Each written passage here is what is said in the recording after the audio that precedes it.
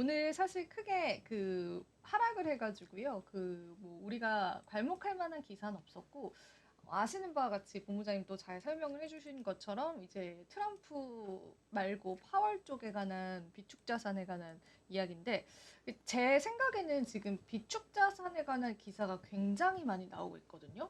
그래서 조만간 이거 관련해서 뭐 미국 정부의 발표가 있으려나? 그런 트럼프의 발언이 있으려나? 이런 생각이 들 정도로 지금 계속 이제 어떤 주에서 비축자산으로 발의를 했다, 뭐 등등등 비축자산 관련해서 얘기가 너무 많이 나와요. 근데 일단 파월 쪽에 물어봤을 때는 저는 이것도 잘 번역하고 잘 시장에서 흡수를 해야 된다라고 생각을 한 게 기자회견에서 전략준비금 도입에 대한 그 질문에 대해서 비트코인을 보유할 수 없고 관련 정책이 변경될 것으로 기대하지 않는다라고 했지만 그것은 의회의 소관이다라고 하면서 그래도 살짝의 발을 빼는 그런 여러 조문이 있었어요. 그래서 이게 커뮤니티마다 파월이 비트코인을 전략적 비축자산으로 비판한다라는 의견도 있지만 그냥 그거에 관해서 나의 관할이 아니다라는 스탠스가 더 맞았다라고 보는 그런 시선도 있어요. 그래서 이렇게 과도하게 조정을 받았어야 됐느냐 그 부분에 관해서도 이런 의견들도 커뮤니티에 같이 있다라고 보시면 되고 아무튼 이것 때문에 비트코인이 10만 달러 선이 깨졌습니다. 그거는 이제 저명한 사실이죠. 그래서 그 부분들 여러분들이랑 같이 좀 이야기를 나눠보도록 하고요. 그러면서 지난 24시간 동안 1조 7천억 원의 롱 포지션이 강제로 청산이 됐습니다. 많은 투자자분들이 이제 상승을 바라보고 베팅을 했었던 그런 포지션들이 급격하게 좀 청산이 된 거죠. 약 1조 2,157억 원 상당의 암호화폐 선물 포지션이 강제 청산이 됐고 롱 같은 경우가 1조 그리고 숏이 1,449억 원. 굉장히 물량 차이가 많이 나죠.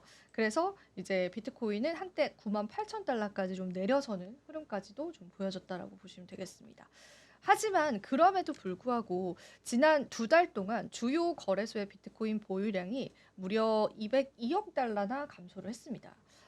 암호화폐 애널리스트 이제 홀드 15개 캐피털에 따르면요, 이 지난 60일 동안 중앙화폐 거래소에서 보유한 비트코인 물량이 굉장히 많이 감소가 됐는데 여기 표를 집중을 해주시면 돼요. 이게 코인베이스 쪽에서 60일 뒤에 딱 이렇게 60일 동안 집계를 해봤을 때 요렇게 그리고 바이낸스 쪽에서도 물량이 좀 줄어들었고 빗바이넥스도 유명한 거래소입니다. 이쪽에서도 물량이 줄었고요. OKX도 유명하죠. 로빈후드도. 그러니까 이런 이제 주요 거래소 쪽으로 해서 암호화폐 코인 물량이 202억 달러가 감소가 됐습니다. 개인 지갑으로 이동을 시킨 거예요. 아마 개인 지갑으로 어떻게 이동시키느냐 그런 것도 궁금해하시는 분들이 많아서 그거 제가 나중에 좀 준비하고 있거든요. 그래서 어떻게 개인 지갑으로 이동시키고 해외 거래소 요즘에 업비트나 빗썸도 사용을 많이 하시지만 해외 거래소 사용법도 궁금해하시는 분들 많아서 그거는 제가 경객톡 시간에 한번 풀어볼까 해요. 그래서 그거는 이제 나중에 좀 자세히 설명을 드릴 거고 어, 그래서 홀드 50 캐피털에서 이거 내용을 제시를 하면서 굉장히 많은 비트코인이 이제 물량이 빠져나갔다라고 합니다. 그만큼 공급이 지금 시장에서는 부족한 건 맞습니다. 그리고 정말 기가 막히게도 10만 달러 아래로 떨어졌을 때 또 급격하게 매수했던 세력들이 또 있었거든요. 그래서 일단은 지금은 10만 원 지켜주고 있어요. 그래서 가격 동향 흐름들은 계속 봐야 될 것 같고 물량이 이제 출금이 됐는데 업비트 기준도 있더라고요. 업비트에서도 6,024의 비트코인이 출금됐다라고 합니다. 그래서 이 출금량들이 많다라는 거는 이제 가격적으로는 우리가 긍정적으로 해석할 수 있다라고 보시면 되고요. 이건 실제로 데이터 지표이니까 이 지표가 변동되는 사항도 있으면 제가 계속 팔로우 해드릴게요. 재밌는 소식이 하나 전해졌더라고요. 엘살바도르의 IMF가 14억 달러를 대출을 해줬습니다. 대신에 조건을 걸었습니다. 비트코인 관련 활동을 제한하겠다라고. 사실 엘살바도르가 경기가 되게 안 좋아요. 안 좋아서 이제 그 비트코인을 선택을 한 거기도 하죠.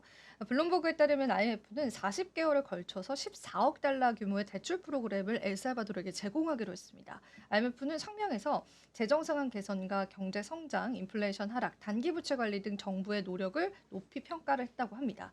이번 대출 협상을 위해서 디지털 자산에 관한 정책을 일부 양보하기도 했습니다. 합의한 내용에 따르면요, 디지털 자산 수용을 보장하는 법 개정이 이루어지고 공공 부문은 디지털 자산 관련한 경제 활동과 거래가 제한된다라고 되어 있습니다.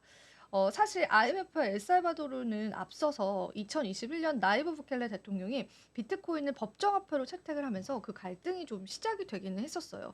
IMF는 디지털 자산, 그러니까 비트코인의 투기성을 지적을 하면서 법정화폐 채택하지 말아라라고 계속 이제 엘살바도르에게 권했습니다. IMF는 이제 국제통화기금이니까 사실상 이런 역할을 하는 기관이기도 하죠. 이런 갈등 때문에 엘살바도르의 국가 신용 등급도 하락을 했습니다. 그리고 국채 가격이 급락을 했습니다. 우리가 국채 가격이 급락했다라는 건 그 나라의 국채 가치가 사라진다라는 거잖아요. 그래서 그만큼 이제 재정적으로 신용 평가도 안 좋아지고 이제 국제적으로 보는 이 나라의 경제 수준 자체를 굉장히 이제 하향 조정을 했던 거예요. 그래서 사실 이번에 합의를 하게 되면서 이제 엘살바도르가 한 발 좀 뺀 겁니다. 한 발 빼서 그래 그러면은 좀 어느 정도 우리가 디지털 자산 관련해서는 조금 제한하는 너희의 의견을 받아들여 줄게라고 이야기를 했고 이번 대출의 대가로 엘살바도르는 주요 수지를 개선하고 국내 총생산 대비 부채 비율을 낮추는 데 도움이 되는 조치를 채택하기로 선택을 했습니다. 그리고 이번 합의를 위해서 비트코인 관련한 입장을 일부 양보하게 됐습니다. 엘살바도르는 법 개정을 해서 민간 부문이 디지털 자산을 자발적으로 수용하게 하고 공공 부문의 비트코인 관련 경제 활동과 비트코인 거래와 구매가 제한됐습니다. 그러니까 지금 엘살바도르는 비트코인 어찌 보면은 국민들한테 권하고 있는 상황이잖아요. 그거를 이제 못하게 했습니다. 국민들이 선택하는 건 오케이. 너희가 자발적으로. 하지만 그게 대통령 측에서, 정부 측에서 너무 이 것에 관해서 사실은 초등학교 교육에도 막 들어가 있고 그러거든요. 이걸 이렇게 너무 권장하는 식으로는 하지 말아라는 거고, 너네가 이제 공공적으로 선택을 할 때, 예를 들면 이제 미국 정부처럼 비축자산으로 선택하겠다 하는 뭐 이런 상황들이 있었을 때도 어느 정도 제한하게끔 이제 했다고 해요. 그래서 요 부분들 때문에 엘살바도르의 비트코인 사랑이 살짝 좀 주춤하게 됐다. 그렇게 보시면 되고, 사실 IMF의 도움이 필요한 상황이었기 때문에 이런 선택을 했었겠죠. 그래서 이것도 굉장히 흥미롭게 여러분들이 좀 지켜보시면 좋을 것 같아서 한번 오늘 뉴스로 가지고 왔고요. 그리고 최근에 솔라나 코인이 이제 좀 하락한 부분에 관해서 우리 이제 시청자분들이 이제 여쭤보시는 분들도 있더라고요.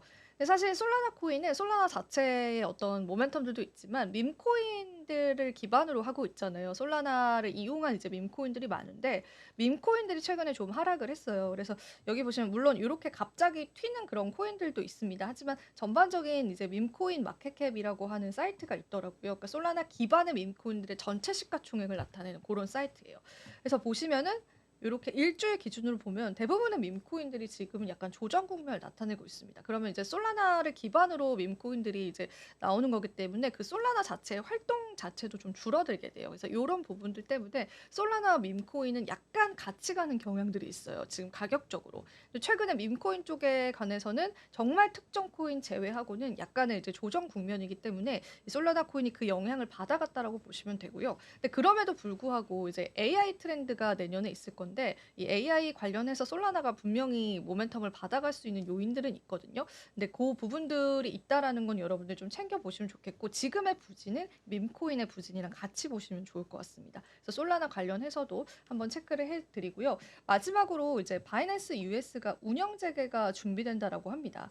이게 히스토리가 너무 길어요. 사실 제가 막 2, 3분 만에 할 수 있는 내용은 아닌데 아주 예전, 그러니까 바이든 지금도 바이든 정부이긴 하죠. 바이든 정부가 이제 한창 집권을 했을 때로 우리가 회귀를 해봐야 돼요. 그때 이제 바이낸스가 전 세계 가장 큰 가상화폐 거래소잖아요. 근데 SEC 우리가 게리 겐슬러가 이제 사임은 확정이 됐지만 한참 게리 겐슬러가 열심히 칼춤을 추고 있었던 그 시절에 바이낸스 US가 퇴출됐거든요. 사실상 이제 자오 창펑이라고 하는 그 바이낸스 운영자도 CEO 쪽에서 내려앉고 그리고 이 바이낸스 US도 거의 이제 사라지게 되면서 그 이제 바이낸스 쪽에 피해가 굉장히 많았어요. 그래서 이제 자오 창펑이라고 하는 CEO가 이제 이분이신데 사진이 되게 못 나왔습니다. 이것보다 더 이제 더 핸섬하게 생기셨어요.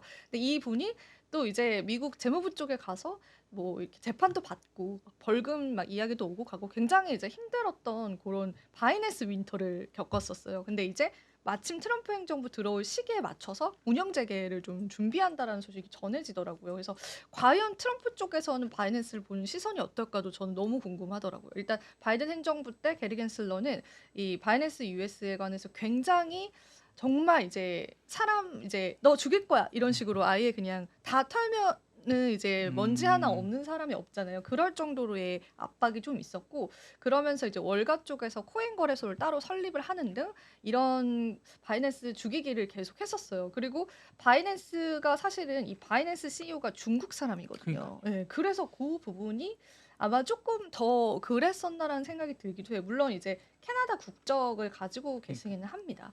그래서 이분께서 지금 가상자산 거래소 세계 1위가 됐고 FTX 거래소는 지금은 사라졌습니다. 이분께서는 이제 첫 재판 때 117년형 나와 가지고 또 그것도 미국에서 이제 굉장히 경제사범에 음. 굉장히 이제 어 제대로 벌을 주는 그런 국가이기 때문에 그것도 이제 이슈가 됐었는데 바이낸스 US가 다시금 운영 재개를 이제 트럼프 행정부에 발맞춰서 준비 중이다라는 건 또 이제 아마 이제 계속 코인 투자하셨던 분들에게는 좀 중요한 이슈가 될 것 같아서 오늘 그 얘기까지도 제가 좀 같이 준비를 했습니다. 지금 아직까지 여기 보시면은 공식 채널을 통해서 지난 2023년 6월 미국 증권거래 소송 조치에 따라서 법정 통화 온오프램프를 일시 중단했지만 SEC는 지금까지 불법 행위에 관한 증거를 제시하지 않았다라고 얘기를 하고 있습니다. 이에 우리는 USD 거래 서비스 체계를 준비하고 있다라고 밝혔습니다.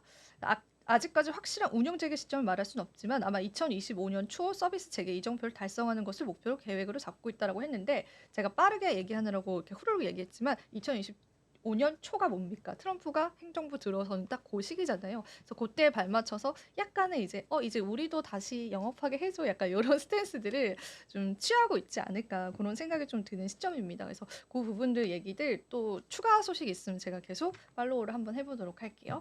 지금 바로 구독을 눌러보세요. 실시간 경제 뉴스, 투자 전문가들의 다양한 시황과 정확한 분석, 또 알찬 투자 정보까지 신뢰할 수 있는 저희 서울경제TV와 함께하세요.